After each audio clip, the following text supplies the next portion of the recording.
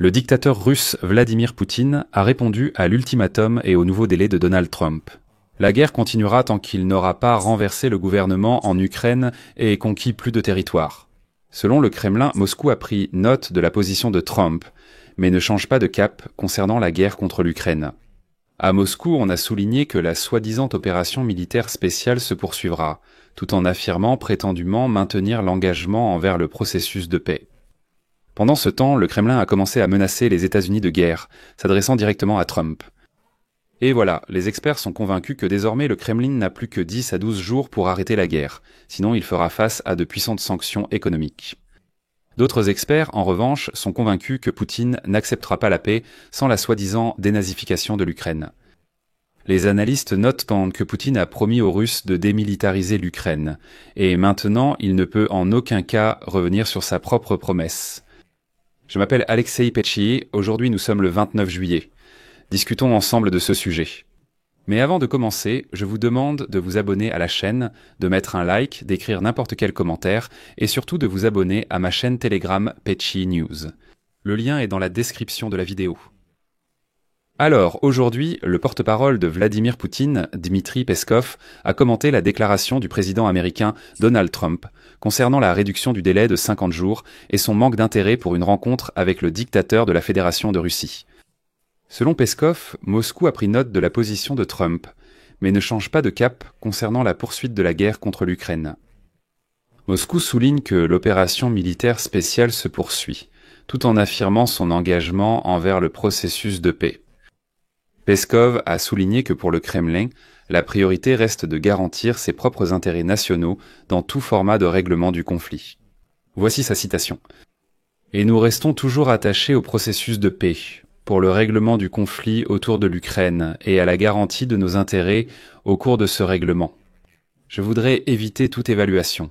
Nous avons pris en compte la déclaration du président Trump. » Remarquez comment Peskov dit qu'il s'agit d'un conflit autour de l'Ukraine, pas d'une guerre sanglante menée par la Russie contre l'Ukraine, mais d'un conflit autour de l'Ukraine. Je rappelle également que Donald Trump a raccourci le délai donné à Vladimir Poutine pour débuter des négociations sur la fin de la guerre en Ukraine la veille. Le président des États-Unis, qui avait précédemment fixé une limite de 50 jours, exige maintenant que le Kremlin prenne contact avant le 9 août. Le 28 juillet, Trump a déclaré qu'il était déçu par l'absence de progrès et a accusé Moscou de ne pas vouloir négocier. En réponse, il a avancé la date limite, notant que la fenêtre finale pour les négociations se terminerait entre le 7 et le 9 août. En cas d'échec des négociations, Trump a menacé d'imposer des tarifs de 100% sur les importations russes, ainsi que des droits secondaires contre les acheteurs de pétrole et de gaz russes à partir du 2 septembre. Plus tard, le sénateur Lindsey Graham a déclaré que Poutine s'était gravement trompé avec Trump et qu'il ferait mieux d'accepter les négociations. Par la suite, une altercation publique a éclaté sur les réseaux sociaux entre le sénateur Lindsey Graham et le vice-président du Conseil de sécurité de la Fédération de Russie, Dmitri Medvedev. Et la raison en a été ce nouveau délai pour la trêve. Medvedev a qualifié le nouvel ultimatum du président américain au dictateur russe Vladimir Poutine de pas vers une guerre entre les États-Unis et la Russie. Voici la citation de Medvedev. Trump joue à l'ultimatum avec la Russie, 50 jours ou 10. Il devrait se rappeler deux choses. La Russie n'est pas Israël et ce n'est même pas l'Iran. Chaque nouvel ultimatum est une menace et un pas vers la guerre. Pas entre la Russie et l'Ukraine, mais avec son propre pays. Ne suivez pas la voix de Joe l'endormi. Lindsey Graham a répondu que le Kremlin le regrettera bientôt s'il ne commence pas des négociations. À ceux en Russie qui pensent que le président Trump n'est pas sérieux à propos de mettre fin à l'effusion de sang entre la Russie et l'Ukraine. Vous et vos clients, malheureusement, vous vous tromperez bientôt. Vous verrez aussi bientôt que Joe Biden n'est plus président. Asseyez-vous à la table des négociations de paix. À cela, Medvedev a répondu de sa manière habituelle et insultante, je cite, « Ce n'est ni à toi ni à Trump de dicter quand s'asseoir à la table des négociations de paix. Les négociations cesseront une fois tous nos objectifs militaires atteints. Occupe-toi d'abord des États-Unis, papy. » Dans ce cas, les experts sont divisés sur la question.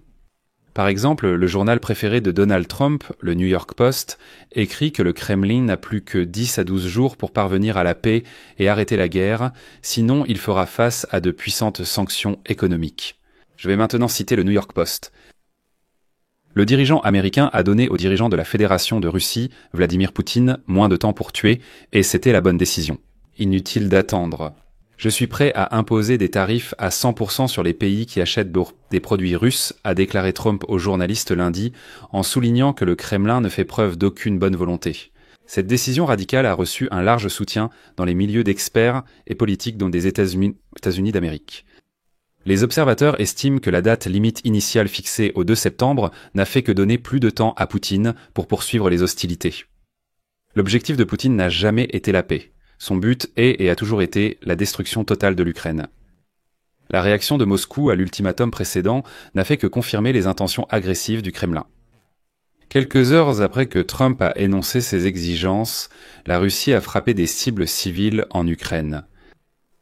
De plus, je rappelle que des hauts fonctionnaires de la Fédération de Russie ont qualifié les menaces de Trump d'ultimatum théâtral. Cependant, les experts estiment que cette fois, les leviers économiques pourraient s'avérer réellement douloureux. Selon le New York Post, le Kremlin devrait s'inquiéter car l'économie russe est fragile, telle une maison sur des pilotis branlants. Poutine y a investi pas moins de 40% du budget dans la guerre, tandis que les citoyens survivent à peine. L'inquiétude concerne aussi la réaction possible des plus grands partenaires commerciaux de la Russie, la Chine et l'Inde. La menace d'imposer des sanctions secondaires et des tarifs à 100% pourrait les pousser à chercher des marchés alternatifs. Le soutien à l'idée de faire pression sur la Russie est également illustré par l'initiative législative du sénateur Lindsey Graham, qui prévoit un tarif de 500% pour les importateurs de pétrole russe. Donald Trump n'a pas d'autre choix que de faire ressentir une véritable douleur au dictateur russe. Et c'est précisément le moment de le faire. Dans l'ensemble, le monde politique américain voit d'un œil très optimiste la décision de Donald Trump de raccourcir les délais pour Vladimir Poutine et de le menacer de sanctions et de droits de douane. La seule question est trop de savoir s'il les mène comme il prévoit déjà de se rendre début septembre à Pékin pour rencontrer Xi Jinping et Vladimir Poutine. Et beaucoup doutent quand même que Donald Trump impose des droits de douane secondaires contre la Chine à la veille d'une telle visite à Pékin.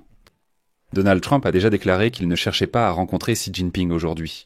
Il dit qu'il ira s'il est invité et si on insiste pour qu'il vienne. D'un autre côté, à l'Institut pour l'étude de la guerre de Washington, on est convaincu que Vladimir Poutine n'acceptera pas la paix sans la soi-disant dénazification de l'Ukraine. En effet, Vladimir Poutine a promis aux Russes de démilitariser et de dénazifier l'Ukraine, et maintenant il ne peut absolument pas revenir sur sa promesse, sinon les siens le déchireront tout simplement. Selon les analystes, le dictateur russe Vladimir Poutine n'acceptera pas de compromis sur ses objectifs militaires, sauf si l'Ukraine remporte de sérieuses victoires sur le champ de bataille qui l'y contraignent. Le Kremlin continue délibérément de promouvoir l'idée d'une confrontation avec l'Occident afin d'obtenir le soutien de la population concernant la guerre contre l'Ukraine et la future agression russe contre l'OTAN. L'Institut a également noté que les autorités russes ont dépensé d'importantes ressources pour renforcer le soutien intérieur à la guerre. Et cela, ça a été couronné de succès, car les sondages d'État et indépendants russes montrent que la majorité des citoyens de la Fédération de Russie soutiennent la guerre, jusqu'à ce que les objectifs militaires du Kremlin soient atteints, dénazification et démilitarisation de l'Ukraine. Les analystes ont également noté que de telles circonstances compliquent désormais considérablement la possibilité pour Poutine de présenter cela comme une victoire à l'audience intérieure. Tout accord de paix qui n'inclurait pas les objectifs de dénazification et de démilitarisation précédemment annoncés. Je vais également citer un autre extrait du rapport de l'Institut pour l'étude de la guerre. Poutine ne fera vraisemblablement aucun compromis sur ses buts militaires, sauf si l'Ukraine remporte des victoires décisives qui l'y forcent. Puisque toute fin de guerre négociée qui n'inclurait pas la réalisation de tous les objectifs de Poutine remettrait en question la sagesse de la campagne militaire de la Russie en Ukraine. Eh bien, il ne reste plus qu'à attendre le prochain mouvement de Donald Trump, car le Kremlin a déjà clairement indiqué publiquement qu'il n'a pas l'intention d'arrêter la guerre. Je vais mettre des points de suspension ici. Donnez votre avis, vos conclusions dans les commentaires sous cette vidéo, abonnez-vous à la chaîne, activez la cloche et n'oubliez pas de mettre un like. C'est tout pour aujourd'hui. Prenez soin de vous. Au revoir.